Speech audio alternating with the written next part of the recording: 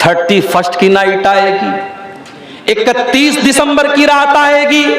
साल भर में जितनी शराब नहीं पी जाती उतनी उस एक रात में पी जाती है। साल भर में जितना ज़िना नहीं होता उस एक रात में होता है। साल भर में जितना नाच गाना नहीं होता उस एक रात में होता है। आपके पूर्णिया में, आपके अररिया में, आपके फॉरबिसगंज में, आपके कटिहार में, आपके पटना में, आपके तमाम बड़े बड़े शहरों में जो 5 स्टार होटल हैं वहां प्रोग्राम होते हैं। वहां नाचने वाली नचनिया को बुलाया जाता है, वहां डांस करने वाली डांसर को बुलाया जाता है। और आपको जानकर के हैरत होगी 20-20 हजार के टिकट वहां पर होते हैं और हमारा मुसलमान नौजवान टिकट की लाइन में लगकर के वो टिकट खरीदता है और हैप्पी न्यू ईयर का जश्न मनाने जाता है। वज़ा में तुम हो नसारा तो तमद्दुन में हुनूद, ये मुसलमान है जिन्हें देख के शर्माए यहूद। अरे हमारा तो इस्लामी कैलेंडर मुहर्रम के महीने से शुरू होता है।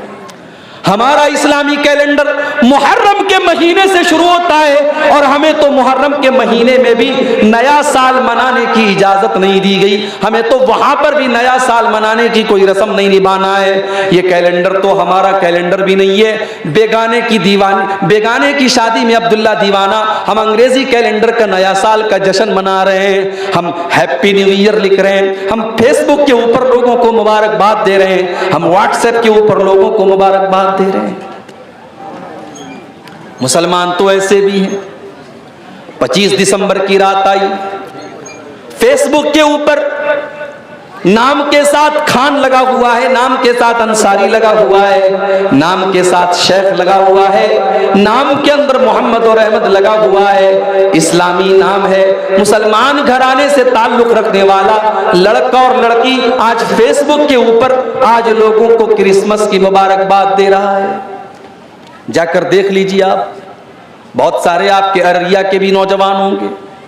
वो भाईचारा दिखाने के लिए, वो अपने गैर मुस्लिम भाइयों से दोस्ती दिखाने के लिए और ये दिखाने के लिए कि हम कट्टर नहीं हैं, हम तो बड़े सेकुलर लोग हैं, हम तो बड़े लिबरल लोग हैं, हम तो बड़े साफ सुथरे जहन के लोग हैं, हमें मौलवियों ने पट्टी नहीं पढ़ाई है, हम तो ईद का त्यौहार भी मनाते हैं और हम क्रिसमस और दिवाली की मुबारकबाद भी देते हैं। आज कितने मुसलमान हैं जो मैरी क्रिसमस लिख करके अपने फेसबुक के ऊपर और अपने व्हाट्सएप के स्टेटस के ऊपर डाल रहे हैं।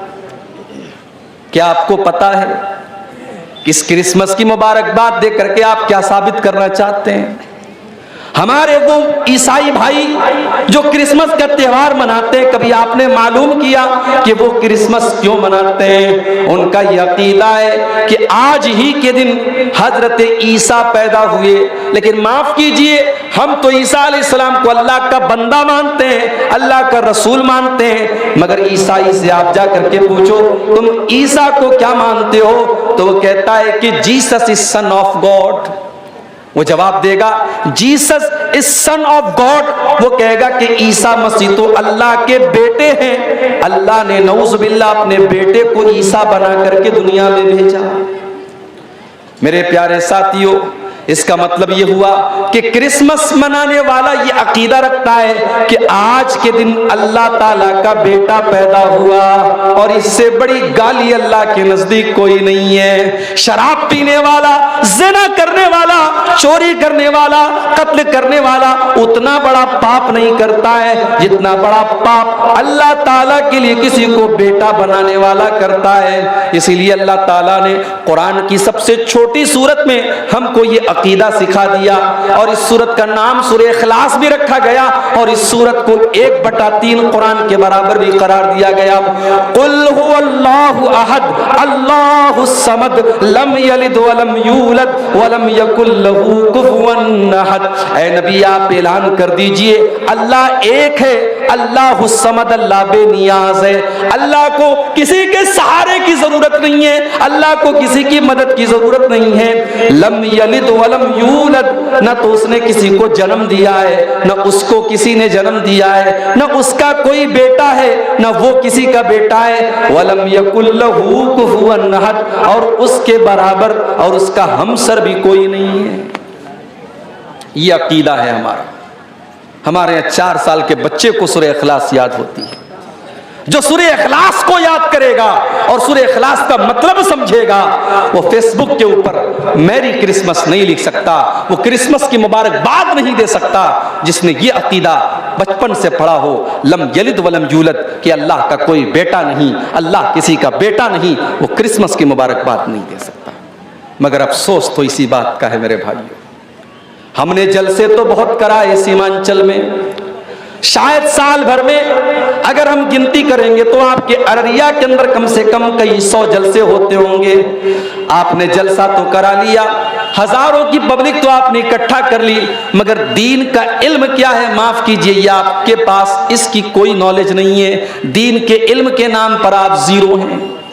जलसा भी आप सुनते हैं तो मनोरंजन के लिए, तकरीरें सुनने के लिए आते हैं तो इंटरटेनमेंट के लिए, जो जितना आपको हंसा दे, जो जितना आपकी आंखों में आंसू दिला दे, जो आपके मन की बातें कर दे, जो आपके जज्बात के साथ खेल ले, उससे बेहतरीन कोई शायर नहीं, उससे बेहतरीन कोई मुकर्रिर नहीं, उससे ज्यादा महबूब आपके नजदीक कोई नहीं। आपने तो जलसों को भी इंटरटेनमेंट का जरिया बना दिया। मेरी बातें बुरी लगे, लगती रहे, मैं परवाह नहीं करता। मैं हर जलसे में और तकरीर में, सीमांचल के जलसों में ये बात कहता हूं कि आप अपने जलसों की दशा को बदलिए, आप अपने जलसों की हालत को बदलिए। कल मेरा प्रोग्राम था कलियाचक में, बंगाल में। आप यकीन कीजिए, जिन साहब के घर में मेहमान बन के गया था, दरवाजे पर दाखिल होते ही मैंने मकान के टाइल पर देखा तो अजमेर शरीफ का फोटो बना हुआ है और ऊपर लिखा हुआ है ख्वाजा गरीब नवाज। ये उनके मकान की टाइल के ऊपर ये तस्वीर लगी है। मुझे बड़ा अचंभा हुआ, हैरत हुई। मैंने पूछा कि भाई साहब, ये जिसके मकान में मैं आया हूं, ये मसलक के एतबार से क्या है, ये कौन से मसलक से ताल्लुक रखते हैं? जवाब मिला, ये बड़े पक्के अहले हदीस हैं। मैंने कहा बड़ी हैरत की बात है, अहले हदीस के मकान में टाइल लगा हुआ है और टाइल के ऊपर अजमेर का फोटो लगा है और अजमेर के फोटो के साथ साथ ये लिखा हुआ है ख्वाजा गरीब नवाज। मैंने बुलाया उनको, मैंने कहा भाई साहब ये क्या लगवाया आपने? कहा जब मैं मकान बनवा रहा था, मैं टाइल की दुकान पर गया, बहुत सारे टाइल उसने मुझे दिखाए, ये मुझको अच्छा लगा। मुझे लगा कि इसके अंदर कुछ अच्छी बातें लिखी हैं, इसके अंदर अच्छी सी तस्वीर बनी है। मैंने ये सोच करके इसको टाइल लगा लिया। मैंने कहा भाई साहब, आपने ये पता क्यों नहीं करने की कोशिश की कि इस टाइल के ऊपर क्या लिखा है और किस चीज का फोटो बना है? आपका ये टाइल ये बता रहा है कि आप इस शिरकिया अकीदे का सपोर्ट कर रहे हैं। इसमें हजरत ख्वाजा मोइनुद्दीन चिश्ती अजमेरी, जो बहुत बड़े अल्लाह के वली और नेक बंदे थे, उनको गरीब नवाज का दर्जा दिया गया है। मैंने कहा आप अहले हदीस हैं, आपको शर्म आनी चाहिए। बोले मौलवी साहब मुझे मालूम नहीं था, मुझे पता नहीं था। मैंने कहा मैं उम्मीद करता हूं कि अगली बार जब मैं आऊंगा तो आपके मकान का ये टाइल निकल करके दूसरा इसकी जगह लगा होगा। ये हालत है आज बंगाल के और सीमांचल के इलाकों की मेरे प्यारे साथियों, जहां हर साल हजारों की तादाद में जलसे होते हैं। अगर ये जलसे हो रहे हैं और आपके दीनी शऊर के अंदर कोई इजाफा नहीं हो रहा है, आपके दीन की नॉलेज में कोई इजाफा नहीं हो रहा है, आपको तौहीद का मतलब नहीं पता, आपको नमाज का तरीका नहीं पता, आपको अपनी आखिरत के बारे में कोई एहसास नहीं है, तो मेरे भाइयों फिर इन जलसों का बंद हो जाना बेहतर है, इन प्रोग्रामों का बंद हो जाना बेहतर है। या अय्युहल्लज़ीना आमनू उदखुलू फिस्सिल्मि काफ़ा, ऐ ईमान वालो तुम इस्लाम के अंदर पूरे के पूरे दाखिल हो जाओ, तुम पूरे के पूरे मुसलमान बनो, तुम आधे अधूरे मुसलमान न बनो, तुम इनकम्प्लीट मुसलमान न बनो, तुम कंप्लीट मुसलमान बनो। क्रिसमस की मुबारकबाद दे रहा है। जानते हो अल्लाह ताला को ये बात इतनी ज्यादा नापसंद है, इतनी ज्यादा नापसंद है कि अल्लाह ने सूरह मरियम के अंदर फरमाया वक़ालु इत्तख़ज़र रहमानु वलदा लक़द जीतुम शैअन इद्दा तकादुस समावातु यतफ़त्तरन मिन्हु व तनशक्कुल अर्ज़ु व तख़िर्रुल जिबालु हद्दा अन दअू लिर्रहमानि वलदा। ओ लोगो तुम कितने बड़े नादान हो, तुमने अल्लाह का बेटा बनाना शुरू कर दिया। ये आसमान फट जाए, ये जमीन फट जाए, ये बड़े बड़े पहाड़ गिर जाए, ये इतनी बड़ी बात नहीं होगी जितनी खतरनाक बात तुम अपने मुंह से निकालते हो कि रहमान ने किसी को अपना बेटा बना लिया, अल्लाह ने किसी को अपना बेटा बना लिया। वमा यंबगी लिर्रहमानि अन यत्तखिज़ वलदा, अल्लाह ताला किसी को अपना बेटा नहीं बना सकता, अल्लाह का कोई बेटा नहीं हो सकता। इन कुल्लु मन फिस समावाति वल अर्दी इल्ला आतिर रहमानि अबदा। कल कयामत का दिन होगा, कल कयामत का दिन होगा और दुनिया के बड़े बड़े बादशाह अल्लाह के दरबार में हाजिर होंगे। फिरौन भी आएगा, कारून भी आएगा, नमरूद भी आएगा, हिटलर भी आएगा, हिंदुस्तान के वज़राए आज़म भी आएंगे, हिंदुस्तान के बादशाह भी आएंगे, हिंदुस्तान पर हुकूमत करने वाले लोग भी आएंगे। वो लोग भी आएंगे जिनके बारे में शायर ने कहा था, कुर्सी है तुम्हारा ये जनाजा तो नहीं है, कुछ कर नहीं सकते तो उतर क्यों नहीं जाते। वो बेशर्म और बेगैरत लोग भी आएंगे जो कुर्सी और इख्तिदार से चिपक करके रहना जानते हैं। वो लोग भी आएंगे जिनको ये लगता था कि उनका इख्तिदार कभी खत्म नहीं हो सकता, उनका पावर कभी खत्म नहीं हो सकता। अल्लाह फरमाता है इन कुल्लु मन फिस समावाति वल अर्दी इल्ला आतिर रहमानी अबदा। जमीन व आसमान में जितने लोग हैं सबके सब अल्लाह की बारगाह में आएंगे और अल्लाह के बंदे बन करके आएंगे। नमरूद भी अल्लाह का बंदा बन करके आएगा, कारून भी अल्लाह का बंदा बन करके आएगा, फिरौन भी अल्लाह का बंदा बन करके आएगा, अबू जहल और अबू लहब भी अल्लाह का बंदा बन करके आएगा। लोगों पर अत्याचार करने वाले और जुल्म करने वाले हाकिम और बादशाह और मिनिस्टर भी अल्लाह की बारगाह में अल्लाह के बंदे बन करके आएंगे। जब सब अल्लाह के बंदे हैं तो अल्लाह का बेटा किसी को करार देना ये दुनिया का बहुत बड़ा पाप है और क्रिसमस मनाने वाला यही काम कर रहा है। क्रिसमस मना रहा है हमारा मुसलमान पर। स्कूल के अंदर बच्चा पढ़ रहा है, वहां एक दाढ़ी रख करके लंबी टोपी लगा करके एक इंसान आता है और वो बच्चों को टॉफी बांटता है। वो क्रिसमस के मौके पर, वो ईसा मसीह की पैदाइश की खुशी के मौके पर लोगों को टॉफी बांटता है और मुसलमानों के बच्चे भी कॉन्वेंट स्कूलों में जाकर के वो टॉफी कलेक्ट करते हैं, वो चीजें सीख रहे हैं।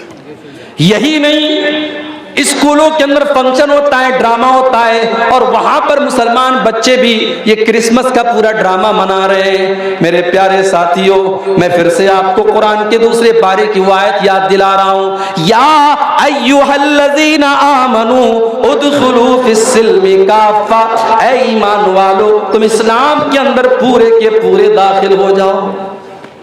अभी तो 25 दिसंबर की रात खत्म हुई, 4-5 दिन के बाद 31 की नाइट आएगी, 31 दिसंबर की रात आएगी। साल भर में जितनी शराब नहीं पी जाती उतनी उस एक रात में पी जाती है। साल भर में जितना ज़िना नहीं होता उस एक रात में होता है। साल भर में जितना नाच गाना नहीं होता उस एक रात में होता है। आपके पूर्णिया में, आपके अररिया में, आपके फॉरबिसगंज में, आपके कटिहार में, आपके पटना में, आपके तमाम बड़े बड़े शहरों में जो 5 स्टार होटल हैं वहाँ प्रोग्राम होते हैं। वहाँ नाचने वाली नचनिया को बुलाया जाता है, वहाँ डांस करने वाली डांसर को बुलाया जाता है और आपको जानकर के हैरत होगी 20-20 हजार के टिकट वहां पर होते हैं और हमारा मुसलमान नौजवान टिकट की लाइन में लगकर के वो टिकट खरीदता है और हैप्पी न्यू ईयर का जश्न मनाने जाता है। वज़ा में तुम हो नसारा तो तमद्दुन में हुनूद, ये मुसलमान है जिन्हें देख के शर्माए यहूद। अरे हमारा तो इस्लामी कैलेंडर मुहर्रम के महीने से शुरू होता है। हमारा इस्लामी कैलेंडर मुहर्रम के महीने से शुरू होता है और हमें तो मुहर्रम के महीने में भी नया साल मनाने की इजाजत नहीं दी गई। हमें तो वहां पर भी नया साल मनाने की कोई रस्म नहीं निभाना है। ये कैलेंडर तो हमारा कैलेंडर भी नहीं है। बेगाने की शादी में अब्दुल्ला दीवाना, हम अंग्रेजी कैलेंडर का नया साल का जश्न मना रहे हैं, हम हैप्पी न्यू ईयर लिख रहे हैं, हम फेसबुक के ऊपर लोगों को मुबारकबाद दे रहे हैं, हम व्हाट्सएप के ऊपर लोगों को मुबारकबाद दे रहे हैं, जबकि ये मुबारकबाद का टाइम नहीं है। अगर आपकी जिंदगी से सन 2022 खत्म हो रहा है और सन 2023 शुरू हो रहा है तो ये कोई खुशी की बात नहीं है, ये तो सोचने की बात है, ये तो रोने का मकाम है, ये तो गौर करने का मकाम है कि आप तो अपनी जिंदगी के 1 साल को आपने और गंवा दिया, आप तो अपनी मौत से कदम और करीब हो गए, आपकी जिंदगी की किताब से एक वर्क अल्लाह ताला ने और निकाल दिया और आपकी जिंदगी की ईंट से एक और जिंदगी की इमारत से एक ईंट और गिर गई। होना तो ये चाहिए था, आप अपना जायजा लेते, आप अपने गिरबान में झांकते और सोचते कि 2022 में मैं नमाज नहीं पढ़ता था, चलो 2023 शुरू हो रहा है, नया साल शुरू हो रहा है, आए अल्लाह मैं तुझसे वादा करता हूं कि अब इस नए साल में मैं 5 टाइम की नमाज पढ़ूंगा।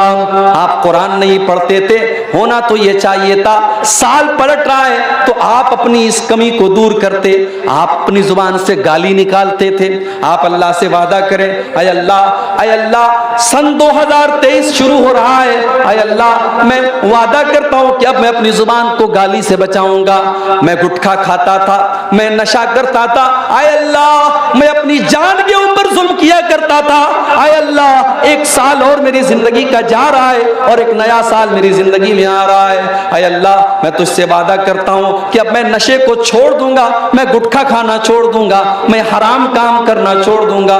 होना तो ये चाहिए था कि हम अपनी कमियों को तलाश करते, अपनी कोताहियों को तलाश करते और अपनी कमियों पर कंट्रोल पाते, मगर उल्टा मामला है, या तो शराब पी करके और डांस करके और नाच गाना करके नए साल का जश्न मनाया जा रहा है। मेरे नौजवान साथियों, ये जवानी आपको बड़ी कीमती मिली है, अल्लाह की कसम जवानी के अंदर जो कर सकते हैं आप वो बुढ़ापे में नहीं कर पाएंगे। इसीलिए अल्लाह के नबी फरमाते हैं कल कयामत के दिन जब सूरज 1 मील की दूरी पर होगा और सारी कायनात गर्मी से बेहाल होगी, अल्लाह ताला अपने कुछ खुशनसीब बंदों को अपने अर्श का साया देगा। उन खुशनसीब बंदों में एक इंसान वो भी होगा, वह शाबुन नशा फी इबादतिल्लाह, वो नौजवान जिसने अपनी जवानी को अल्लाह की इबादत में गुजारा होगा, जिसकी जवानी में उसने नमाज की पाबंदी की होगी। आज कितने लोग हैं करोड़ों के मालिक हैं, करोड़ों के मालिक हैं, मगर हज नहीं करते। पूछो साहब हज क्यों नहीं करते? कहते अरे यार अभी लड़की की शादी करना है, अभी मकान बनाना है, अभी ये करना है वो करना है। मेरे प्यारे साथियों, ये कहां लिखा है कि सारे काम निपटा करके आप हज करने जाएं? आपके पास अगर माल है, पैसा है, दौलत है, तो आपके ऊपर हज फर्ज हो चुका है। अल्लाह ताला के यहाँ आप ये कह करके अपना दामन नहीं बचा पाएंगे, हमारी तो बेटी की शादी नहीं हुई थी, हमारा तो मकान नहीं बना था, हमारा तो ये काम नहीं हुआ था। अगर आपके पास इतना माल है कि आप अल्लाह के घर का हज कर सकते हैं तो जिंदगी में हज करना फर्ज है। जितना मुमकिन हो, जितना जल्दी मुमकिन हो उतना जल्दी हज कर लीजिए आप। जिंदगी और मौत का कोई भरोसा नहीं है मेरे भाई। बेचारा कोरोना परेशान था, अभी वो आकर के गया था, फुटबॉल का इतना बड़ा वर्ल्ड कप मैच हुआ, लाखों करोड़ों लोगों ने मैच देखा, कोरोना नहीं था। संडे को फुटबॉल का फाइनल मैच था, संडे तक कोरोना नहीं था, बुध से कोरोना शुरू हो गया। और अब भारत में भी जो खबरें आ रही हैं, अल्लाह बस हम सब की हिफाजत करे। लोगों की कमर पिछले लॉकडाउन में ऑलरेडी टूट चुकी है, अल्लाह किसी और लॉकडाउन से हम सब की हिफाजत करे मेरे भाइयों। लेकिन हालात ये हैं कि कोरोना फिर से लौट रहा है। एक ऐसे दौर में हम और आप जिंदगी गुजार रहे हैं जहां जिंदगी और मौत का कोई भरोसा नहीं। मौत एक कदम की दूरी पर है हमसे और आपसे। कब आपकी बाइक का बैलेंस डिसबैलेंस हो जाए, कब आपकी कार का एक्सीलेटर काम करना बंद कर दे, कब आपकी कार का ब्रेक फेल हो जाए, कब आपके साथ कोई हादसा हो जाए, कब कौन सी बीमारी आए और आपको आपका काम खत्म कर दे। मेरे प्यारे साथियों, इंसान की जिंदगी पानी का बुलबुला है, अल्लाह ताला का फैसला आता है और इंसान इस दुनिया से चला जाता है। बड़े बड़े ताकत वाले लोगों की ताकत खत्म हो जाती है, जिनकी दौलत का पर उनको बड़ा नाज था, जिनको अपनी ताकत पर बड़ा नाज था, जिनको अपनी प्रॉपर्टी पर बड़ा नाज था, जैसे उनका इंतकाल होता है, उनकी मौत होती है, उनकी सांसें उखड़ती हैं, सारा माल तो दूसरों का हो जाता है, सारी प्रॉपर्टी तो दूसरों की हो जाती है और अपने साथ वो 1 पैसा भी कब्र में लेकर के नहीं जा सकता। ब्रांडेड करने वाले और ब्रांडेड कपड़ा पहनने वाले भी मरने के बाद उनका कपड़ा उनके कमरे में पड़ा है और कोई उनके कपड़े को पहनने वाला नहीं है। अपनी 4 व्हीलर गाड़ी में, अपनी फॉर्च्यूनर गाड़ी में सारे गांव में अपनी धाक जमा करके चलने वाला जब इंतकाल हो जाता है, जब मौत हो जाती है, तो 4 लोगों के जनाजे, 4 लोगों के कंधे पर उसका जनाजा जाता है। इतना बेबस हो जाता है, इतना कमजोर हो जाता है कि 4 लोगों के सहारे वो कब्रिस्तान जाता है। वो अपने पैरों से चल करके कब्रिस्तान भी नहीं जा सकता। कब्रिस्तान पहुंचता है, जनाजे की नमाज होती है, उसको कब्र में उतारा जाता है। उसका बेटा रो रहा है, उसकी बीवी रो रही है, उसके घर वाले रो रहे हैं, मगर कोई ये कहने को तैयार नहीं है। बेटा एक बार भी नहीं कहता है मुझे अपने अब्बा से बड़ी मोहब्बत थी, मेरे अब्बा की बॉडी को रहने दो। बीवी एक बार भी नहीं कहती मुझे अपने शौहर से बहुत प्यार है, मेरे शौहर की डेड बॉडी को रहने दो। 24 घंटे से ज्यादा कोई उसकी डेड बॉडी को रखने के लिए तैयार नहीं है। कोई रखता है क्या? 24 घंटे से ज्यादा कोई डेड बॉडी को रखने के लिए तैयार नहीं है मेरे पास। इतना बेवैल्यू है, इतना वैल्यूलेस है इंसान। उसकी औकात तब पता चलती है जब उसको मौत आती है। जिंदगी में जो नहाने जाता था जाड़े के मौसम में, तो गीजर ऑन करके नहाता था, गरम गरम पानी से नहाता था, अपने पसंदीदा शैम्पू से अपने बालों को धोता था, अपने पसंदीदा साबुन को अपने बदन पे लगाया करता था, अपने चेहरे पर एक खास कंपनी का फेस वॉश लगाया करता था।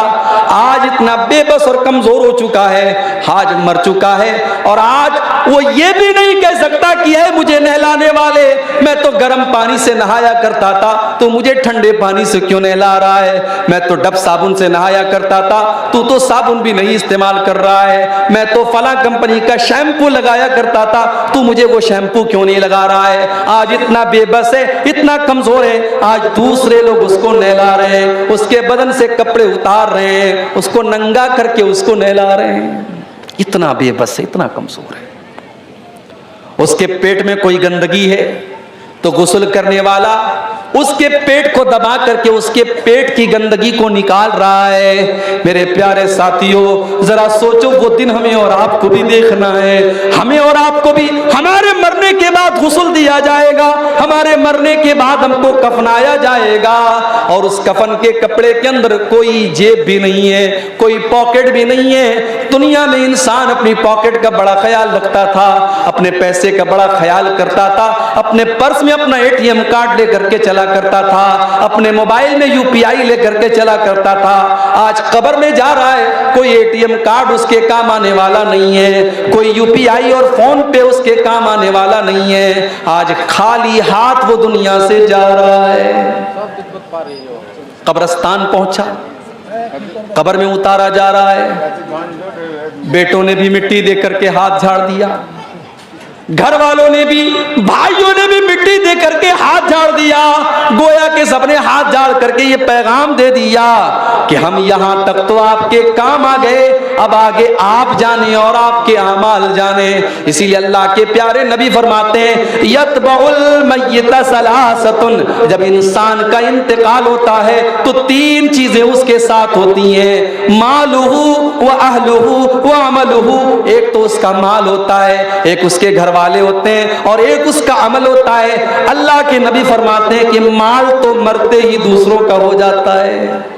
हाय हाय, ये सूद ब्याज का धंधा करता था, ये रिश्वत खाता था, ये हराम खोरी करता था, ये माल हड़पने के चक्कर में रहता था, लेकिन आज जैसे ही इसका इंतकाल होता है, इसका माल तो दूसरों का हो जाता है, ये अपने साथ तो एक पैसा भी लेके नहीं जाता है। ओ हराम का और सूद और ब्याज का काम करने वालों, एक पैसा भी अपने साथ आप लेकर के नहीं जाएंगे। क्यों अपने बच्चों के पेट में हराम की कमाई डाल रहे हो? अल्लाह के नबी फरमाते हैं, कुल्लु लहमिन नबत मिन सौतिन फन्नारु औला बिही। जिस बदन की परवरिश हराम कमाई से की जाए, वो बदन जहन्नम की आग में जाएगा। मुझे मालूम है कटिहार और सीमांचल के इलाकों में आज बंधन लोन के नाम से लोन की स्कीम चलाई जा रही है, औरतों के नाम से लोन लिया जा रहा है, और और एक बड़ी तादाद में मुसलमान आज लोन ले रहा है और सूद और ब्याज के ऊपर कर्जे ले रहा है। मेरे प्यारे भाइयों, ये हराम की कमाई आप अपने घर में ला करके अपने बच्चों की आखिरत क्यों बर्बाद कर रहे हो? अल्लाह के नबी फरमाते हैं, माल तो मरते ही उसका साथ छोड़ देता है, घर वाले उसके कफन दफन तक उसका साथ देते हैं, उसको नहलाते हैं, उसको कफनाते हैं, उसके तजहीज और तकफीन तक उसका साथ देते हैं, उसको कब्र में दफनाने तक उसका साथ देते हैं। लेकिन जब कब्र में चला आया, जब कब्र का सन्नाटा और कब्र की तारीकी में पहुंच गया, तो वहां पर ना उसका माल उसके काम आएगा, ना उसके घर वाले उसके काम आएंगे। वहां पर अगर कोई चीज काम आएगी तो उसका अमल काम आएगा। हम तो इतने कठोर दिल हो गए, हम तो इतने सख्त दिल हो गए कि आज अपने मुर्दों को मिट्टी देते वक्त भी हमारी आंख में डर नहीं होता, हमारे दिल में डर नहीं होता। हम कब्रिस्तान जाने के बाद भी हंसते रहते हैं, हम मुर्दों को दफनाने के टाइम भी हंसते रहते हैं। मेरे प्यारे साथियों, जब कब्रिस्तान जाया करो, जब किसी की कब्र को देखा करो, तो सोचा करो कि वो अंजाम आपका भी होने वाला है। आज अब्दुल गफ्फार साहब के चाहने वाले बहुत हैं। आज तकरीर के बाद बहुत से नौजवान मेरे पास आते हैं, शेख साहब एक सेल्फी आपके साथ लेना है, शेख साहब एक फोटो आपके साथ लेना है। बहुत सारे लोग बड़ी मोहब्बत के साथ आकर के कहते हैं, शेख साहब आज तक आपको वीडियो में देखा था, आज पहली बार आपको असली में देख रहा हूं। बड़ी मोहब्बत करते हैं लोग, बड़ी बड़ी बड़ी बातें करते हैं। मगर जब मैं कब्र में जाऊंगा, जब अल्लाह के यहाँ मेरी नेकियां कम पड़ जाएंगी, मेरे गुनाह ज्यादा पड़ जाएंगे, मुझे कोई चाहने वाला और मुझसे मोहब्बत का कोई दावा करने वाला न कब्र में मेरे काम आएगा, न आखिरत में मेरे काम आएगा। मेरे चाहने वालों की बात छोड़ दो मेरे भाई, मेरी बीवी मेरे काम नहीं आएगी, मेरे बच्चे मेरे काम नहीं आएंगे, मेरे माँ बाप मेरे काम नहीं आएंगे। अल्लाह ने कुरान में नक्शा खींचा, यौमा यफिरुल मरउ मिन अखी व उम्मिही व अबी व साहिबतिही व बनी। कयामत के दिन इंसान अपनी माँ को देख करके भागेगा, अपने बाप को देख करके भागेगा, अपनी बीवी को देख करके भागेगा, अपने बच्चों को देख करके भागेगा। कयामत का दिन तो इस कदर नफ्सी नफ्सी का आलम होगा कि अल्लाह ने कुरान के 29वें पारे में फरमाया, यवद्दुल मुजरिमु लौ यफ्तदी मिन अज़ाब यौमिज़िन बिबनी व साहिबतिही व अखी। कयामत के दिन इंसान ये कहेगा, आए अल्लाह मेरे बच्चों को तू ले ले, मुझे छोड़ दे, मेरे माँ बाप को तू ले ले, मुझे छोड़ दे, आए अल्लाह मेरी जगह मेरी बीवी को तू सजा दे दे, लेकिन मुझको छोड़ दे। लेकिन अल्लाह फरमाएगा, नहीं नहीं, हमारी बारगाह में ऐसा नहीं हो सकता। ला तज़िरु वाज़िरतुन विज़रा उख़रा। कयामत के दिन कोई किसी का बोझ नहीं उठाएगा। वो दिन होगा कयामत का दिन। उस दिन का डर आज हमारे दिलों से मेरे भाइयों निकल चुका है। हजरत उमर फारूक को देखो, फजर की नमाज पढ़ा रहे हैं। आपको तो फजर की नमाज का पता भी नहीं होगा। जलसे में 1000 लोग आते हैं और फजर की जब अजान होती है, अस्सलातु खैरुम मिनन नौम की सदाएं बुलंद होती हैं। मस्जिद में जाकर के देखो तो 8-10 लोगों के अलावा कोई नजर नहीं आता। रात रात भर उर्दू में और बंगला में तकरीर सुनने वाले और बड़े बड़े शायरों से अल्लाह के नबी की तारीफ सुनने वाले फजर की नमाज में ख्वाब खरगोश के मजे ले रहे हैं, सो रहे हैं, और फजर की नमाज में वो हाजिर नहीं है। मेरे प्यारे साथियों, मेरे प्यारे साथियों, नमाज के बगैर आप इस्लाम का तसव्वुर भी कैसे कर सकते हैं? उमर फारूक मुसलमानों के खलीफा हैं और फजर की नमाज पढ़ा रहे हैं, फजर की नमाज पढ़ा रहे हैं, और आगे की सफ में, पहली सफ में अबू लूलू फिरोज नाम का एक आदमी जो पारसी मजहब का मानने वाला है, मुसलमान नहीं है, पारसी मजहब का मानने वाला है। हजरत उमर के खिलाफ उसके दिल में दुश्मनी है।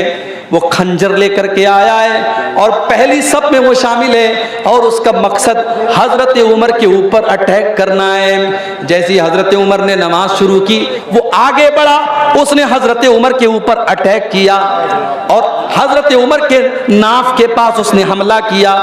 खून की धार बहने लगी, हजरत उमर तड़प करके मुसल्ले के ऊपर गिर जाते हैं, लेकिन नमाज नहीं रुकती है, नमाज नहीं रुकती है। हजरत उमर मुसल्ले पर गिरने के पहले अपने ठीक पीछे अब्दुर्रहमान इब्न औफ का हाथ पकड़ करके उनको आगे बढ़ाते हैं। हजरत उमर फारूक नीचे तड़प रहे हैं, उनके पेट से खून बह रहा है, मगर नमाज नहीं रुकी है, मुसलमानों की नमाज जारी है, कंटिन्यू है। अबू लुलू ने हजरत उमर के ऊपर हमला किया, उसके बाद 3-4 और लोगों के ऊपर भी उसने हमला किया, और जब उसको ये लगा कि अब वो पकड़ लिया जाएगा, उसने खुद के ऊपर हमला करके सुसाइड भी कर लिया।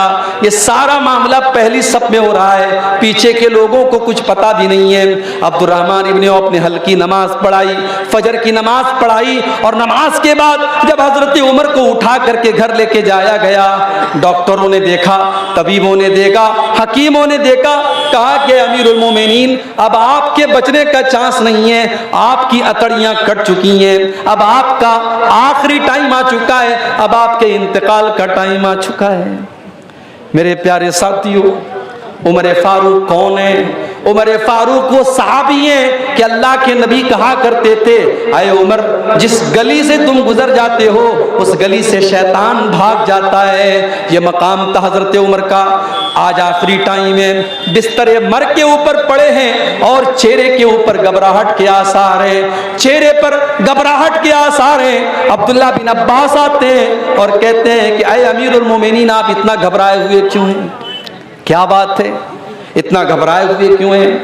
आए अमीरुल मोमिनीन, आप तो अल्लाह के नबी के ऊपर ईमान लाए, आपने इस्लाम कबूल किया, और जब अल्लाह के नबी के ऊपर आप इस्लाम लाए तो आपने इस्लाम के लिए बहुत कारनामे अंजाम दिए, और जब अल्लाह के नबी दुनिया से गए तो आपसे राजी थे, आपसे खुश थे, और जब हजरत अबू बकर सिद्दीक का दौर आया आपने उनका भी साथ दिया, और जब वो इस दुनिया से गए तो आपसे खुश थे, आपसे राजी थे।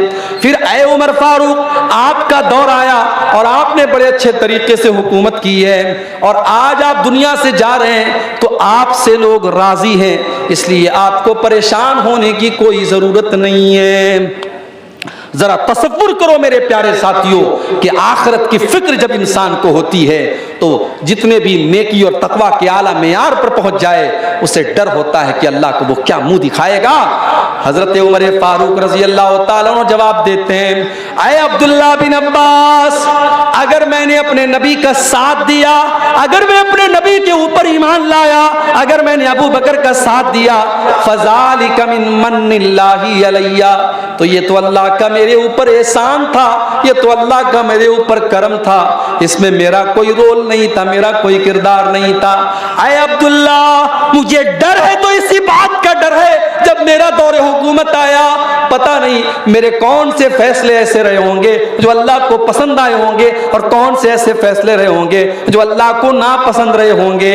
ऐ अब्दुल्ला, तो मेरी बात करते हो, लवदित्तु अन्ना लौ अन्नली तिला अर्ज़ी ज़हबा, ऐ अब्दुल्ला, अल्लाह की कसम मेरी तो तमन्ना ये है, मेरी तो आरजू ये है कि अगर जमीन भर के सोना मेरे पास आ जाए, जमीन भर के सोना मुझे मिल जाए, और अल्लाह ताला ये कह दे कि ऐ उमर, तो जमीन भर के सोना मेरे पास लेके आ जा और मैं तुझे अपने अजाब से बचा लूंगा, तो ऐ अब्दुल्ला, मैं जमीन भर के सोना देने को तैयार हूं, लेकिन अल्लाह के अजाब को मैं झेल नहीं पाऊंगा, मैं अल्लाह के अजाब से बचने के लिए जमीन भर के सोना देने को तैयार हूं। मेरे प्यारे साथियों, उमर फारूक को तो अपनी आखिरत की इतनी फिक्र है और हमें अपनी आखिरत की कोई फिक्र नहीं है। आज मकान बनवाने के लिए हम कितने परेशान हैं, आज अपने बच्चों का फ्यूचर बनाने के लिए हम कितने परेशान हैं, लेकिन उन बच्चों की आखिरत बनाने के लिए हमें कोई चिंता नहीं है। अल्लाह ने कुरान में फरमाया, या अय्युहल्लज़ीना आमनू कू अनफुसकुम व अहलीकुम नारा, ऐ ईमान वालों, अपने आप को और अपने घर वालों को जहन्नम की आग से बचाओ। इंसान को अपनी फैमिली से प्यार होता है मेरे भाई, इंसान को अपने बच्चों से प्यार होता है। बच्चे की उंगली कट जाए बाप बेचैन हो जाता है, बच्चों को खरोंच आ जाए मां की आंखों से आंसू निकल जाते हैं। अल्लाह फरमा रहा है, ऐ ईमान वालों, तुम्हें अपने परिवार से इतनी मोहब्बत है, अपनी फैमिली से इतनी मोहब्बत है, अपने बाल बच्चों से इतनी मोहब्बत है। या अय्युहल्लज़ीना आमनू कू अनफुसकुम व अहलीकुम नारा, ऐ ईमान वालों, अपने आप को और अपने घर वालों को जहन्नम की आग से बचाओ। हमारी लड़कियां जवान हो गई, हमने उनको दुनिया की तालीम दे दी, ग्रेजुएट बना दिया, इंटर पास करा दिया। बहुत जरूरी है, मैं दुनिया की तालीम का भी कायल हूं। आपके सीमांचल के इलाके में मुसलमान आज दुनिया की तालीम में भी पीछे हैं। आप दुनिया की तालीम अपने बच्चों को दिलाओ। एजुकेशन बहुत जरूरी है, तालीम बहुत जरूरी है, शिक्षा बहुत जरूरी है। आप अपने बच्चों को दुनिया की तालीम दिलाओ। मगर एक मशवरा मैं देके जाता हूं, आपको अच्छा लगे तो अमल कर लेना, अच्छा ना लगे तो कोई बात नहीं है। मैंने मुंबई के अंदर भी देखा, मैंने कलकत्ता के अंदर भी देखा, मैंने बेंगलोर के अंदर भी देखा कि बड़े बड़े करोड़पति बाप के बच्चे जो स्कूल में पढ़ रहे हैं। जाहिर है स्कूलों का अपना एक सिलेबस होता है। स्कूल में बच्चा अंग्रेजी पढ़ रहा है, हिंदी पढ़ रहा है, मराठी पढ़ रहा है, साइंस पढ़ रहा है, मैथ पढ़ रहा है, सब कुछ पढ़ रहा है, मगर वहां बच्चे को कुरान पढ़ाने वाला कोई नहीं है। स्कूल में बच्चे को अल्लाह के बारे में बताने वाला कोई नहीं है, रसूल के बारे में बताने वाला कोई नहीं है। मैंने बंबई के अंदर देखा, मैंने बेंगलोर के अंदर देखा, मैंने मद्रास के अंदर देखा कि मस्जिदों के अंदर छोटे छोटे मकतब चल रहे हैं। मौलवी साहब जो मस्जिद में इमामत कराते हैं, उनको इमामत की तनख्वाह अगर 10,000 रुपये दी जाती है, आपके सीमांचल में मैं जानता हूं मस्जिदों के इमामों की तनख्वाहें बहुत मामूली होती हैं, लेकिन बड़े बड़े शहरों में जहां 10-15 हजार उनको इमाम की तनख्वाह दी जाती है, वहां इमाम को इमामत के साथ साथ ये ड्यूटी भी दी जाती है कि आपको बच्चों को मकतब में कुरान पढ़ाना है, नबी की बातें बताना है। बाकायदा स्कूलों के बच्चे 1 घंटे के लिए 2 घंटे के लिए मस्जिद में आकर के मौलवी साहब से दीन की बेसिक बातें सीख लेते हैं। अब वो बच्चा स्कूल में पढ़ करके जब डॉक्टर बनता है, जब इंजीनियर बनता है, जब वकील बनता है, तो उसके दिमाग के अंदर उसने बचपन में मौलवी साहब से जो दीन की बुनियादी बातें सीखी थी, उसने अल्लाह के बारे में जाना था, उसने रसूल के बारे में जाना था, उसने आखिरत के बारे में जाना था, उसने नमाज का तरीका सीखा था, उसने नमाज की दुआएं सीखी थी। उस बच्चे के दिमाग में वो सारी बातें हमेशा हमेशा के लिए फिट हो जाती हैं। और जब वो बच्चा जिंदगी के किसी भी मैदान में जाता है तो वो अपने इस्लाम को, अपने ईमान को, अपने कुरान को, अपनी नमाज को नहीं भूलता है।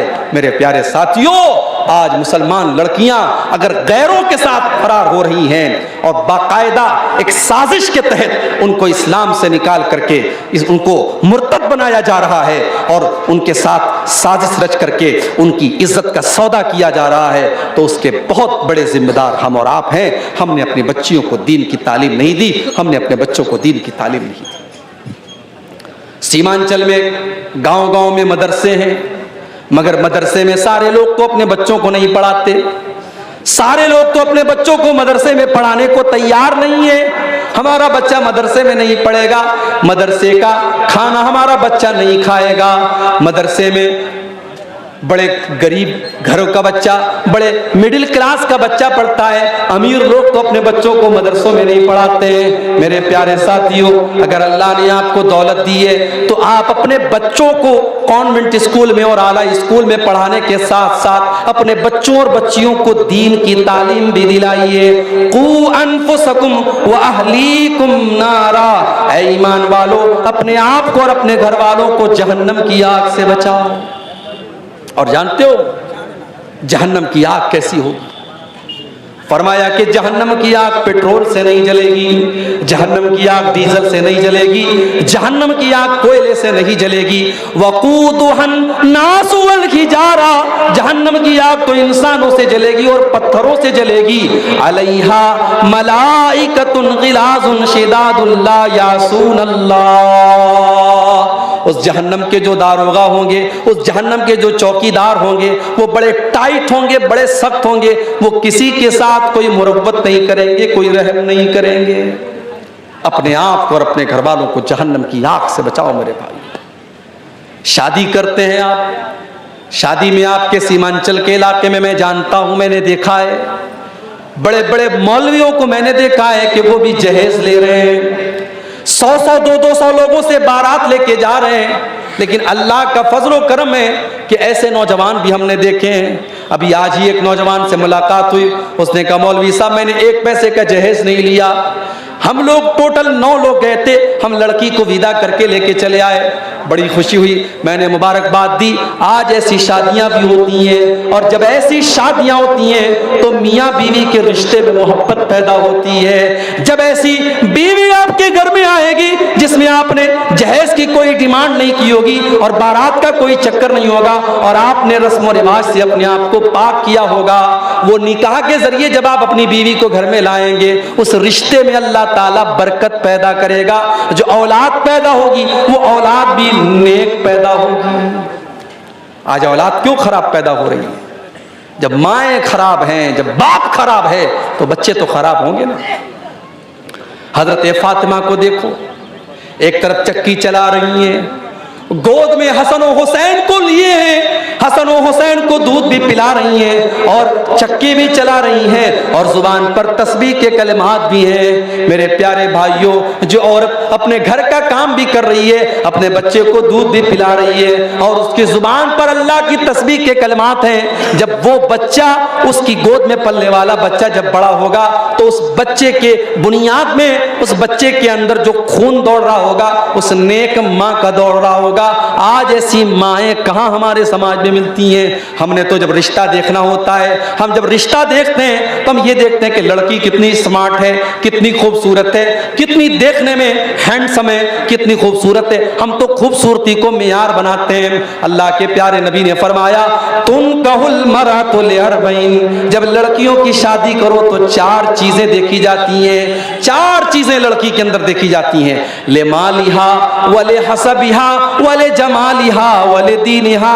कुछ लोग तो माल देखते हैं कि कितना जहेज लेकर के आएगी, कुछ लोग उसका खानदान देखते हैं कि हमारी बरादरी की है कि नहीं, हमारे समाज की है कि नहीं, हमारे समाज के बाहर की तो नहीं है, और कुछ लोग उसकी खूबसूरती देखते हैं कि कितनी खूबसूरत है। लड़का चाहे साउथ अफ्रीका का लग रहा हो, लेकिन लड़की उनको बिल्कुल हूर जैसी चाहिए। कुछ लोगों को खूबसूरती पर उम्र मिटते हैं, वाले तीन यहाँ, और कुछ लोग दीनदारी देखते हैं। अल्लाह के नबी ने फरमाया, फज़फर बिज़ाति दीन, तुम दीनदार औरत को तरजीह दो और दीनदार औरत को घर में लेके आओ।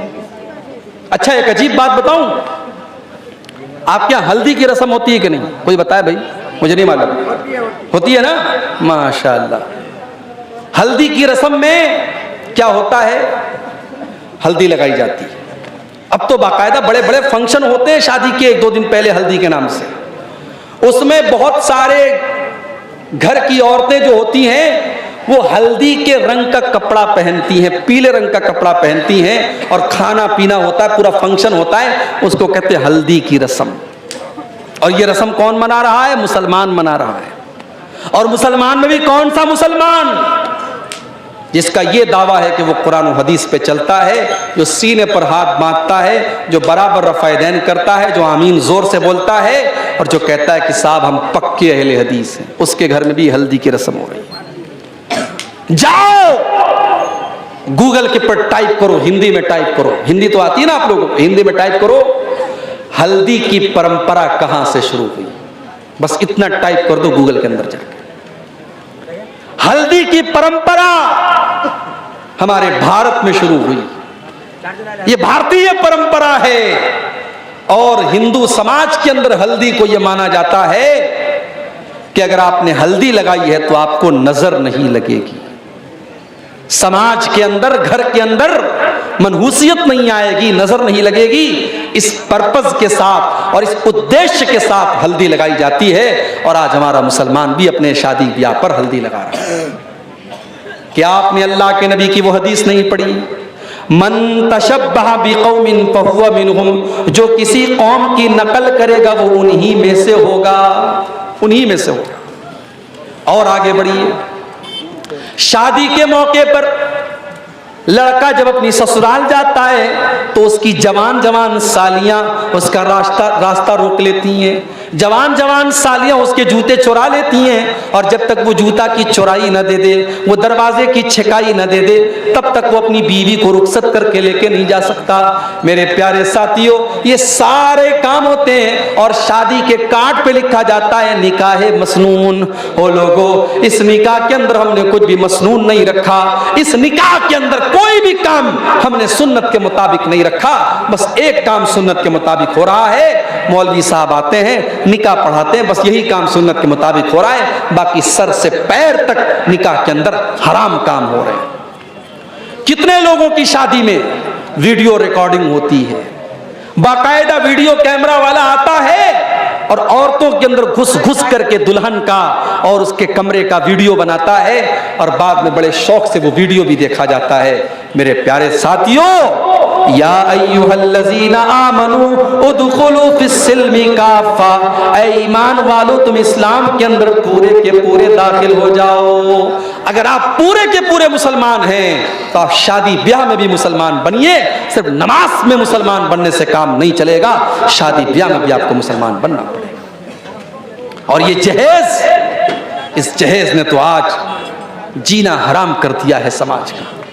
आज कितने गरीब बाप की बेटियां अपनी जवानी को पार कर रही हैं, 30 और 35 साल की हो गई हैं और कोई वो खूबसूरत भी हैं, दीनदार भी हैं, पढ़ी लिखी भी हैं, मगर कोई उनका हाथ थामने को तैयार नहीं है क्योंकि उनका बाप अपने होने वाले दामाद को बाइक नहीं दे सकता, 2 लाख रुपए कैश नहीं दे सकता और जहेज नहीं दे सकता। मेरे प्यारे साथियों, इस जहेज की रस्म ने आज कितने गरीबों की बेटियों को अपने कदम हराम रास्ते की तरफ लेके जाने पर मजबूर किया है और कितनी जवान बेटियों की जवानी ढल गई और कितने घरों में बदकारी हो गई और कितने बापों ने खुदकुशी कर ली और बेटियों ने खुदकुशी कर ली, मगर हमारी आंखें नहीं खुलती और हम इस रस्म से पीछा छोड़ाने को तैयार नहीं हैं क्योंकि लालच भरा हुआ है दिल के अंदर और निकाह के जरिए हम ये चाहते हैं कि हम अपने बेटे का सौदा कर लें और शादी के जरिए हम पैसा कमा लें। लड़का जितना क्वालिफाइड है और लड़के के पास अगर गवर्नमेंट जॉब है, सरकारी नौकरी है,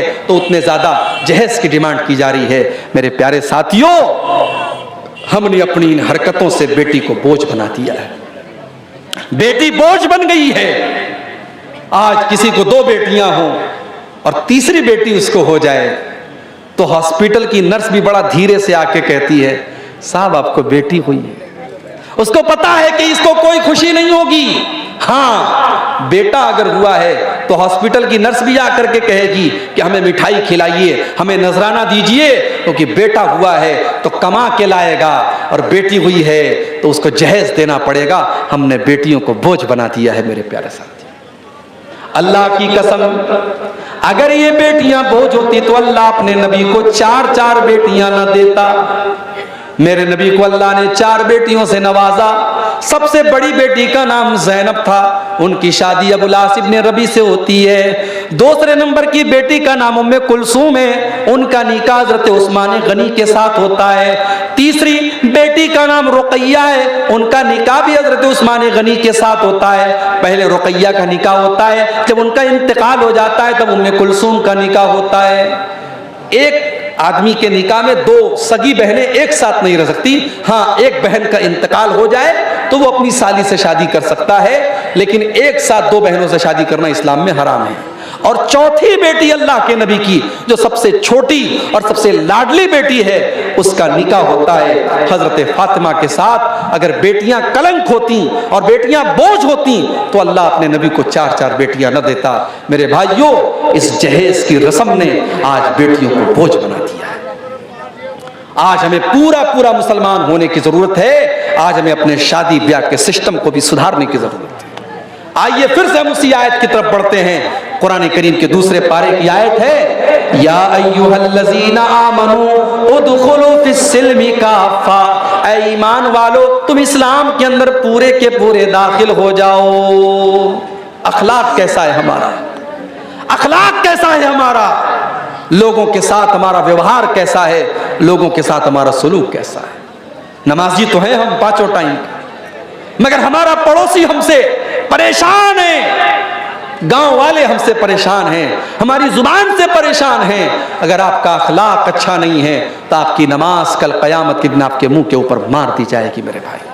अल्लाह के नबी फरमाते हैं मा मिन शैइन युज़उ फिल मीज़ान यसक़ल मिन हुस्निल खुलुक़ि, क़यामत के दिन इंसान के नामे आमाल में सबसे वजनदार चीज अगर कोई होगी तो उसके अच्छे अखलाक होंगे।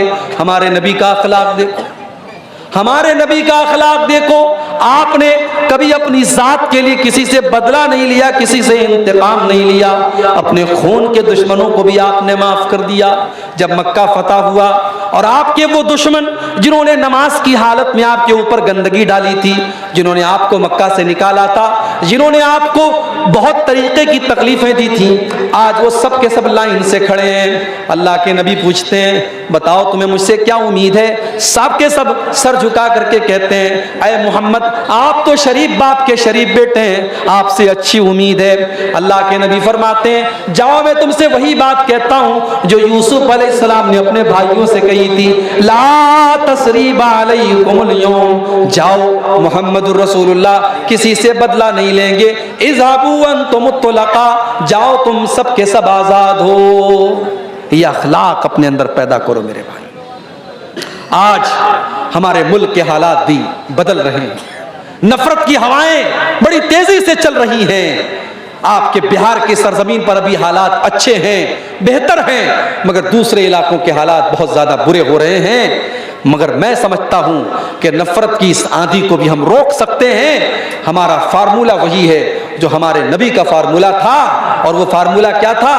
इदफा बिल्लती हिया अहसन फैज़ल्लज़ी बैनका व बैनहु अदावतुन कान्नहु वलियुन हमीम। बुराई का बदला भलाई से दो, तुम्हारा कट्टर दुश्मन भी तुम्हारा जिगरी दोस्त बन जाएगा। मेरे नबी का हाल ये था कि जालिम से लिया जुल्म का बदला न किसी वक्त, जालिम से लिया जुल्म का बदला न किसी वक्त, मारा भी तो अखलाक की तलवार से मारा। मेरे नबी ने अपने दुश्मनों से भी बदला नहीं लिया, मेरे नबी ने अपने खून के दुश्मनों को भी माफ कर दिया। अपने अखलाक को बेहतर बनाओ मेरे प्यारे साथियों। और जब बात अखलाक की आई है तो सबसे पहले आपके अखलाक आपकी बीवी के साथ कैसे हैं, आपके परिवार के साथ कैसे हैं, आपके बच्चों के साथ कैसे हैं।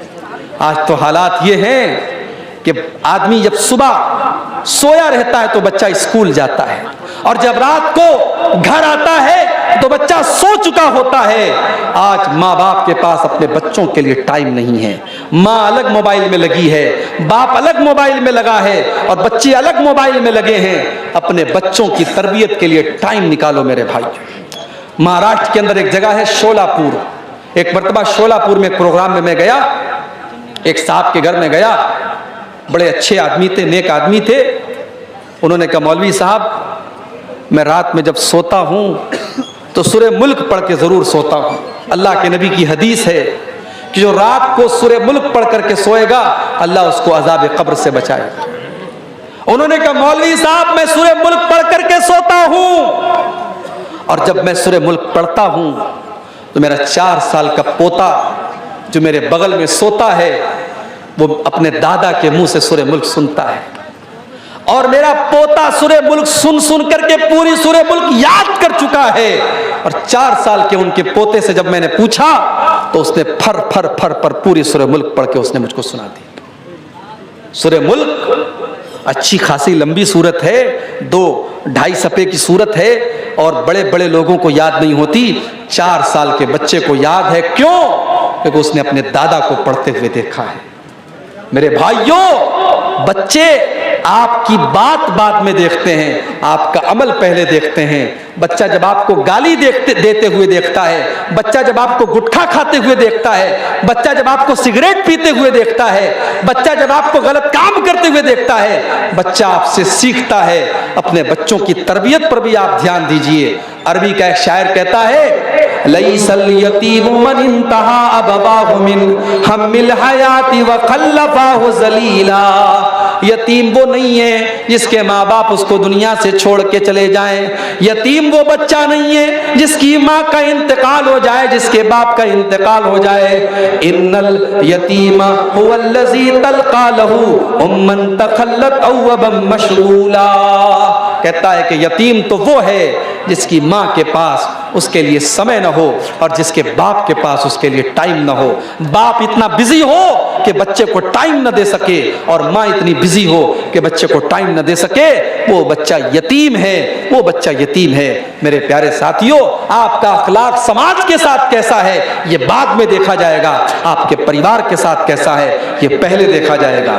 इसीलिए अल्लाह के नबी फरमाते हैं खैरुकुम खैरुकुम ले अहलिही व अना खैरुकुम ले अहली। तुम में सबसे बेहतरीन इंसान वो है जो अपने परिवार के लिए बेहतर हो और मैं भी तुम्हें अपने परिवार के लिए सबसे बेहतर हूं। अल्लाह के नबी अपनी बीवियों से हंसी मजाक भी करते थे। सफर में आप जा रहे हैं, आपकी आदत थी आप सफर में कुरानदाजी करते थे। जिस बीवी का नाम आता था उस बीवी को सफर में लेकर के जाते थे।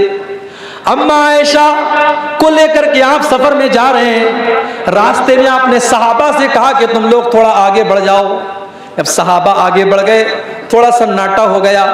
अल्लाह के नबी ने हजरत आयशा से कहा आया आयशा ताली ओ साबिक़ु की, आया आयशा आ जाओ हम दोनों दौड़ का मुकाबला करते हैं, हम दोनों रेस करते हैं, देखते हैं कि कौन आगे बढ़ता है कौन पीछे रह जाता है। इससे एक सबक ये भी मिला कि जब बीवी के साथ आप रोमांस करें तो अकेले में करें, बीवी के साथ हंसी मजाक करें तो अकेले में करें। बीवी के साथ हंसी मजाक और रोमांस ये पब्लिक प्लेस पे नहीं किया जाता, अकेले में किया जाता। सहाबा जब आगे निकल गए और सन्नाटा हो गया, अल्लाह के नबी ने कहा आयशा चलो हम दोनों दौड़ का मुकाबला करते हैं। अल्लाह के नबी दौड़ने लगे, अम्मा आयशा भी दौड़ने लगी। अम्मा आयशा फरमाती है मेरी नई नई शादी हुई थी, मेरा बदन हल्का था, मैं दुबली पतली थी, मैं जब दौड़ने लगी तो मैं आगे निकल गई और अल्लाह के नबी मुझसे पीछे रह गए।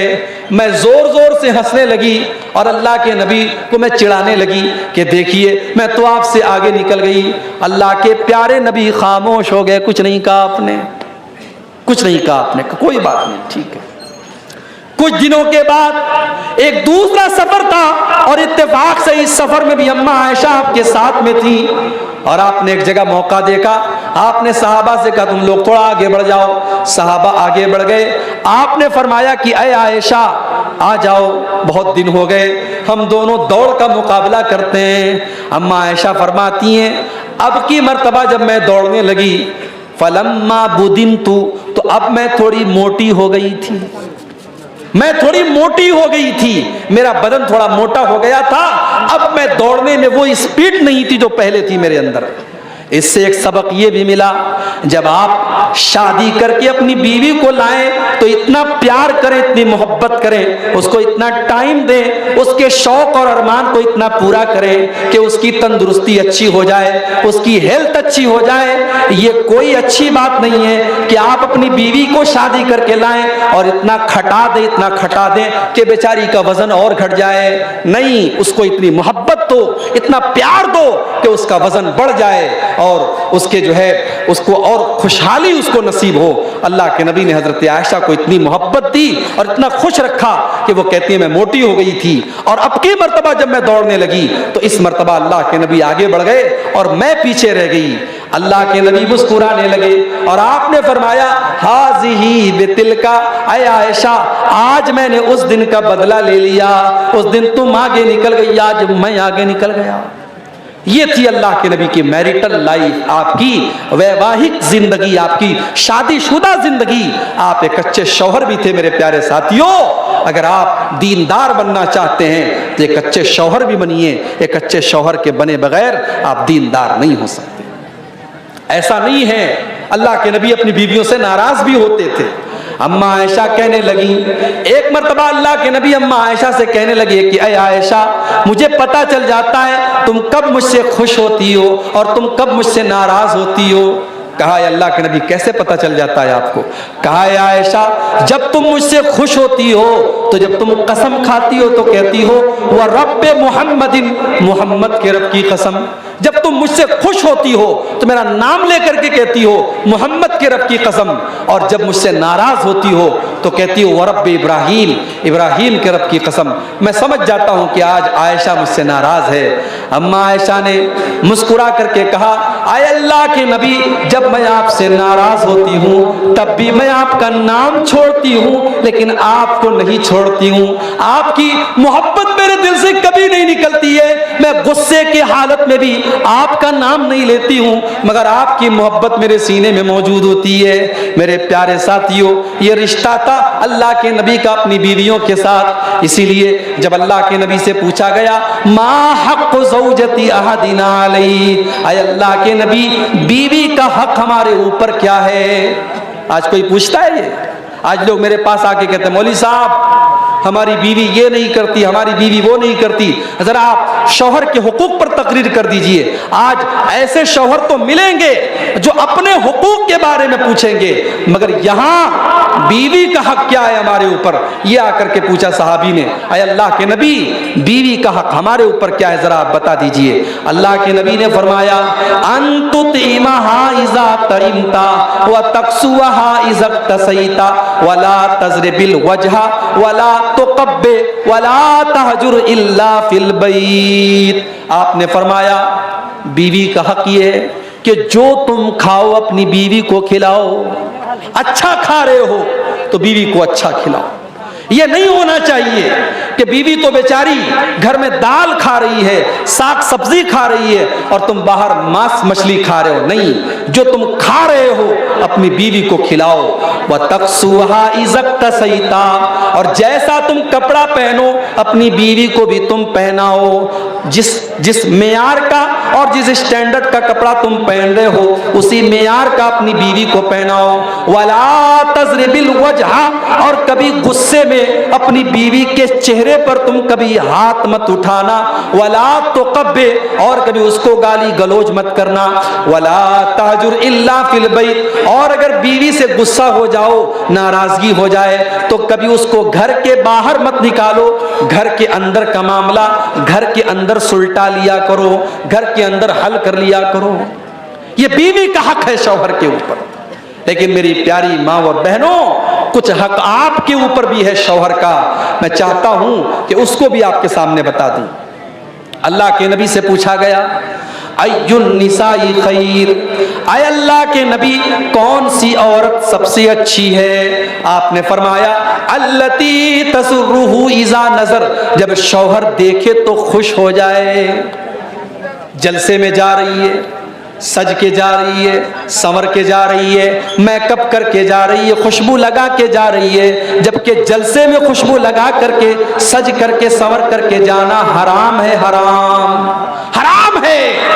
जब इस्लाम की ये तालीम है कि बीवी और औरत अपने पायल की आवाज को भी गैर मर्दों तक न पहुंचाए, तो औरत का खुशबू लगा करके जलसे और तकरीर में जाना जायज कैसे हो जाएगा? मेरी प्यारी माँ बहनों, अगर आप शादीशुदा हैं तो आपकी ज़ेबो ज़ीनत का हकदार आपका शौहर है। आप अपने आप को मेंटेन करके रखिए, अपने आप को मुज़य्यन करके रखिए, सजा करके रखिए, संवार करके रखिए। आपका शौहर आपको देखे तो खुश हो जाए। उसके बाद फरमाया वतुतीउहु इज़ा अमर, जब शौहर देखे तो खुश हो जाए, और जब शौहर किसी बात का हुक्म दे तो बीवी उसकी बात माने। आजकल की बीवियां मनवाती ज्यादा हैं और मानती कम हैं। वो लतीफा आपने सुना है ना, एक आदमी गया और देखा कि मस्जिद में तहज्जुद की नमाज एक आदमी पढ़ रहा है। उसने कहा भाई साहब, आपने तहज्जुद की नमाज आप पढ़ रहे हैं मस्जिद में, कैसे आपकी नींद कैसे खुलती है? कहा कि भाई साहब मैंने दूसरी शादी कर ली है, मेरी एक शादी हुई थी, मैंने दूसरी शादी कर ली है, और इसलिए मैं तहज्जुद की नमाज में मस्जिद में हाजिर रहता हूं और डेली मैं मस्जिद में आकर के तहज्जुद पढ़ता हूं। तो उसने कहा बड़ी अच्छी बात है, उसने भी दूसरी शादी कर ली, और जब उसने दूसरी शादी कर ली तो उसकी बीवी ने भी घर से निकाल दिया। अब वो दोनों मिलकर के बेचारे दोनों जो है मस्जिद में तहज्जुद की नमाज पढ़ रहे हैं। तो ये हालात होते हैं। आजकल की बीवियां मानती कम है और मनवाती ज्यादा हैं। मेरी प्यारी माँ बहनों, शौहर, ये मियाँ बीवी का जो रिश्ता होता है ना, ये मोहब्बत का रिश्ता होता है, ये कानून का रिश्ता नहीं होता है। एक मौलवी साहब के पास एक आदमी आया, उसने कहा मौलवी साहब मेरी बीवी ने ये कहा है कि सास ससुर की खिदमत करना ये कुरान और हदीस में कहाँ लिखा है? अगर लिखा है तब मैं सास और ससुर की खिदमत करूंगी, अगर नहीं लिखा है तो मैं नहीं करूंगी। तो मुफ्ती साहब ने बड़ा अच्छा जवाब दिया कि जाओ अपनी बीवी से कहो कि कुरान और हदीस में कहाँ लिखा है कि बीवी को 5,000 रुपये वाला सूट दिलाया जाए, बीवी को हर महीने 2500 रुपये के मेकअप का सामान दिलाया जाए, बीवी को सोने की ईयर रिंग दिलाई जाए, बीवी को महंगे महंगे कपड़े खरीद के दिए जाएं। कहा कि जब कुरान हदीस में ये भी नहीं लिखा है तो आज के बाद बीवी को बस जो मामूली खाना खा रही है वो खाएगी, जो मामूली कपड़ा पहन रही है वो पहनेगी, आज के बाद उसको कोई शॉपिंग नहीं कराना है। कहा मौलवी साहब मेरी बीवी कह रही है फिर मेरा गुजारा कैसे होगा? तो कहा कि हर चीज के बारे में आप ये सवाल मत कीजिए कि कुरान और हदीस में कहाँ लिखा है। कुरान और हदीस में ये लिखा है कि आपको अपने शौहर को खुश रखना है, और शौहर को खुश रखने के लिए ये जरूरी है कि आप शौहर के माँ बाप को खुश रखिए। इसलिए जहां तक हो सके अपने सास और ससुर की भी खिदमत कीजिए ताकि आपका शौहर आपसे खुश रहे। इसके लिए अलग से कुरान और हदीस की दलील का होना जरूरी नहीं है। तो मेरे प्यारे साथियों, ये जो रिश्ता है मियाँ बीवी का, ये मोहब्बत का रिश्ता है, और इसीलिए अल्लाह ताला ने कुरान में इस रिश्ते को अपनी निशानी करार दिया है। आज के दौर में बगैर निकाह के भी मोहब्बत हो रही है।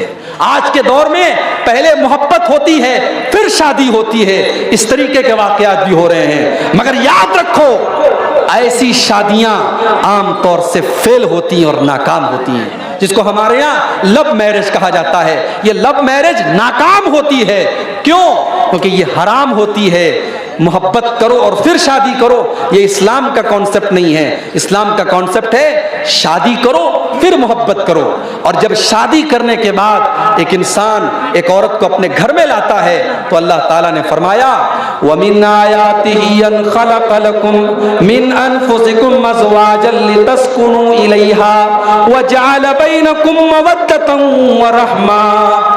मेरे बंदो, हमारी बहुत बड़ी निशानी ये भी है कि हमने तुम्हारे लिए तुम्हारी बीवियों को बनाया, तुम्हारी पत्नियों को बनाया, और हमने पति पत्नी के बीच में, हमने मियाँ बीवी के बीच में मोहब्बत रख दी और रहमत रख दी।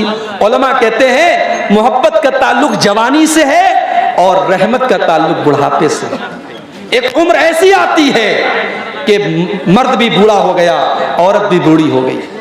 अब ना मर्द के अंदर कोई ताकत बची है, ना औरत के अंदर कोई अट्रैक्शन बचा है। अब मोहब्बत तो नहीं है लेकिन रहमत है। बूढ़े को बुढ़िया के जरिए और बुढ़िया को बूढ़े के जरिए बड़ी ताकत मिलती है। वो दोनों एक दूसरे के लिए रहमत होते हैं। इसीलिए बुढ़ापे में अगर कोई किसी का जोड़ा खत्म हो जाए, किसी की बीवी का इंतकाल हो जाए तो उसको बड़ी तकलीफ होती है। तो अल्लाह ने कहा कि इस रिश्ते में हमने मोहब्बत भी पैदा की है और रहमत भी पैदा की है, और हमने तुम्हारी बीवियों को इसलिए बनाया है ताकि तुम उनसे सुकून हासिल करो। तो मियाँ बीवी के रिश्ते को अल्लाह ने सुकून का जरिया बनाया है, इसलिए शौहर को बीवी के जरिए सुकून मिले और बीवी को शौहर के जरिए सुकून मिले। इसीलिए अल्लाह ने कुरान में फरमाया हुन्ना लिबासुल लकुम व अंतुम लिबासुल लहुन्ना। शौहर अपनी बीवी के लिए लिबास है और बीवी अपने शौहर के लिए लिबास है। ये शेरवानी मैंने पहनी है, दिसंबर का महीना है इसलिए शेरवानी पहनी है। अगर ये जलसा मार्च और अप्रैल में होता तो शायद मैं शेरवानी न पहनता। आदमी मौसम के हिसाब से कपड़े पहनता है। मर्द औरत के लिए लिबास है, औरत मर्द के लिए लिबास है। क्या मतलब? मतलब ये है कि बीवी शौहर को जमाने की मुसीबतों से बचाती है, जमाने के फितरों से बचाती है। जिसकी शादी हो जाती है उसकी नजरें महफूज हो जाती हैं, उसकी शर्मगाह महफूज हो जाती है, और शौहर अपनी बीवी को जमाने की नजरों से बचाता है। दोनों एक दूसरे के लिए लिबास हैं। तो मेरे भाइयों, इस रिश्ते को मोहब्बत से हल कीजिए, एक अच्छे शौहर बनिए। और अपनी माँ और बहनों से कहूँगा, अगर आपकी शादी हुई है तो एक अच्छी बीवी बनिए, अगर आपके बच्चे हैं तो एक अच्छी माँ बनिए। और फिर से मैं रिपीट करता हूँ उसी आयत को जो मैंने खुतबे के शुरू में पढ़ी थी, या अय्युहल्लज़ीना आमनू उदखुलू फिस्सिल्मि काफ़ा, ऐ ईमान वालो इस्लाम के अंदर पूरे के पूरे दाखिल हो जाओ। अब एक आखिरी बात बयान करके बात खत्म करूंगा। हमारे इस दौर में एक बहुत बड़ी मुसीबत ये भी आई है कि आजकल इंटरनेट पर बहुत सारे ऐसे ऐप आ रहे हैं जिसमें हमारा नौजवान इंटरनेट पर ऑनलाइन जुआ खेल रहा है। कोई लूडो के जरिए जुआ खेल रहा है, कोई किसी ऐप के जरिए जुआ खेल रहा है, कोई सट्टा लगा रहा है। ये तमाम के तमाम तरीके जो ऑनलाइन तरीके हैं पैसा कमाने के, ये हराम है। और ये जुआ और सट्टे की ये मॉडर्न शक्लें हैं। मैं अपने नौजवान साथियों से कहूँगा, हलाल के जरिए पैसा कमाओ, अल्लाह बहुत बरकत देगा। हलाल रोजी कमाने के बहुत सारे रास्ते हैं, आपको हराम रास्ता अपनाने की जरूरत नहीं है मेरे भाई। अल्लाह के नबी ने फरमाया, याती अलन्नासी ज़मानुन ला युबालिल मर्उ मिन ऐना खज़ल माल, एक ज़माना ऐसा आने वाला है जब इंसान परवाह नहीं करेगा कि माल हलाल तरीके से कमा रहा है या हराम तरीके से कमा रहा है। 4 दिन की जिंदगी है मेरे भाई, हराम कमाई खा करके और अपने बच्चों को खिला करके अपनी आखिरत को तबाह मत कीजिए। कम खाइए लेकिन हलाल खाइए। हलाल की सूखी रोटी हराम के मुर्ग से और हराम की मुरगन ग़िज़ाओं से बेहतर है। मेरे प्यारे साथियों, सहाबे किराम को आप देखिए, अल्लाह के नबी को देखिए, कितनी एहतियात करते थे। अल्लाह के नबी मस्जिद में बैठे हुए हैं, आपके नवासे हजरत हसन रज़ी अल्लाह ताला अन्हु 4 साल के बच्चे हैं, मस्जिद में खेल रहे हैं और सदका की खजूरें आई हुई हैं और एक खजूर उठा करके हजरत हसन ने मुंह में डाल दी। 4 साल का बच्चा कितना बड़ा होता है, लेकिन अल्लाह के नबी ने यह पसंद नहीं किया कि मेरे 4 साल के नवासे के पेट में हराम की कमाई जाए। आपने कहा, अपने 4 साल के नवासे से आपने कहा, कख कख बेटा इसको थूक दे, थूक दे। और उसके बाद आपने फरमाया, अमा शऊरत अन्ना ला नाकुलु सदका, मेरे बच्चे क्या तुझको पता नहीं है हम सदका नहीं खाते। तो नबी का नवासा है तो सदका नहीं खा सकता। अल्लाह के नबी ने अपने 4 साल के बच्चे को बताया क्या हलाल है क्या हराम है। मेरे प्यारे भाइयों, अगर आपका बच्चा कोई हराम तरीके से पैसा कमा रहा है तो आप पूछिए, अगर हराम का पैसा आपके घर में आ रहा है और आप शौक से खा रहे हैं तो उस गुनाह में आप भी शामिल माने जाएंगे। इसलिए अपनी कमाई को भी आप हलाल कीजिए। और मैं अपने उन भाइयों से जो बिजनेस करते हैं, कारोबार करते हैं, मैं उनसे कहूँगा आप उलमा से अपने ताल्लुक को जोड़िए, उलमा से कांटेक्ट कीजिए। कोई अगर बिजनेस आपको अच्छा लग रहा है, कोई कारोबार अच्छा लग रहा है, आप पहले पता कीजिए ये कारोबार सही है कि नहीं है, ये बिजनेस सही है कि नहीं है। अभी कल कलियाचक में मेरा प्रोग्राम था, वहां लोगों ने मुझे बताया कि औरतें बीड़ी बनाती हैं, औरतें बीड़ी बनाती हैं। और खास तौर से वो औरतें जो बेवा हो जाती हैं, ये जो तलाकशुदा हो जाती हैं, जिनका कोई सहारा नहीं है, वो बेचारी बीड़ी बना करके अपनी जिंदगी गुजारती हैं। मैंने कहा ये कोई दलील नहीं है। अगर कोई औरत बेवा है उसको सहारा दिया जाए, उसकी दूसरी शादी कराई जाए। हाँ, अगर बहुत उम्र दराज हो गई है, शादी के लायक नहीं है, तो उसका कोई और इंतजाम किया जाए, लोग उसकी मदद करें या कोई हलाल काम उसको दिया जाए। मैंने कहा बीड़ी जब हराम है तो बीड़ी का कारोबार भी हराम है, बीड़ी बनाना भी हराम है। अल्लाह ने कुरान में फरमाया, वला तावनु अलल इस्मि वल उद्वान, गुनाह के काम में तुम एक दूसरे की मदद मत करो। मेरे प्यारे साथियों, आप कोई भी काम धंधा करें, कोशिश करें कि हलाल कारोबार करें। अगर किसी बिजनेस के बारे में शक है, पहले आप आलिम दीन से पूछिए। जैसे आप नमाज के मसले पूछते हैं, वजू के मसले पूछते हैं, गुस्ल के मसले पूछते हैं, कारोबार के मसले भी आप पूछिए। आप पैसा कमाने के मामले में आज़ाद नहीं हैं कि जैसे मन चले और जैसे जी चाहे आप पैसा कमाएं। कल क़यामत के दिन आपको हिसाब देना होगा। मिन ऐन इक्तसबा, तुमने माल कहाँ से कमाया था और कहाँ पर तुमने खर्च किया था, इन दोनों का हिसाब हमें अल्लाह को देना पड़ेगा। तो ये चंद बातें थी जो मैंने आपके सामने कुरान करीम के दूसरे पारे की रोशनी में रखी कि हमें और आपको इस्लाम में पूरे के पूरे दाखिल होना है। वला तत्तबिउ खुतवाति शैतान, शैतान के रास्ते पर मत चलो, इन्नहु लकुम अदुव्वुम मुबीन, शैतान तुम्हारा खुला हुआ दुश्मन है। आइए हम अल्लाह से दुआ करें। ये रात का वक्त है, तहज्जुद का वक्त है, रात का आखिरी पहर है, ये अल्लाह की मग़फ़िरत का वक्त है। आइए हम अल्लाह से दुआ करें कि अल्लाह ताला आज के इस प्रोग्राम में हम सब के जमा होने को कबूल फरमाए। अल्लाह हमारी ख़ताओं को माफ़ फरमाए, अल्लाह हमारी नेकियों को कबूल फरमाए। जिस मदरसे के लिए आज हमने चंदा दिया है, अल्लाह हमारे चंदे को, हमारे दान को कबूल करे। जिन लोगों ने इस मदरसे में चंदा दिया है, अल्लाह उनके माल में और बरकत दे, और जो अभी तक इस मदरसे के अंदर चंदा नहीं दिए हैं, अल्लाह उनको भी अपना दिल खोलने की तौफीक अता फरमाए। हमारी माएँ बहनें जिनको अल्लाह ने नवाजा है, मैं उनसे भी गुजारिश करूंगा कि दीन का मामला है, मदरसे का मामला है, आप इसके अंदर दिल खोल करके ताउन करें। अल्लाह हम सब के ताउन को कबूल फरमाए। जब तक अल्लाह हमें दुनिया में जिंदा रखे, इस्लाम पर जिंदा रखे और हम सब का खात्मा ईमान पर हो। आमीन व आखिर दावाना अनिल